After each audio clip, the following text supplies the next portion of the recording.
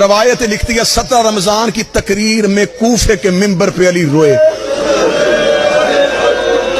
علی جیسا بہادر کی آنکھ میں آنسو دیکھے.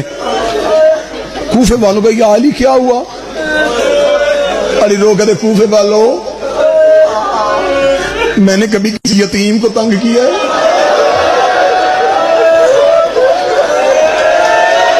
نہیں یا علی.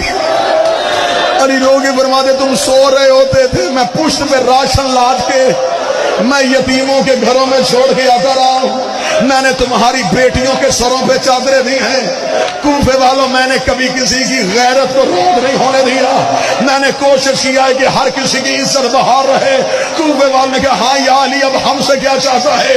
علی ممبر سے اٹھ کے کھڑے ہوئے، رو کے کہتے کوفے والوں قیدیوں کو پتھر نہ مارنا، یتیموں کو تنگ نہ کرنا.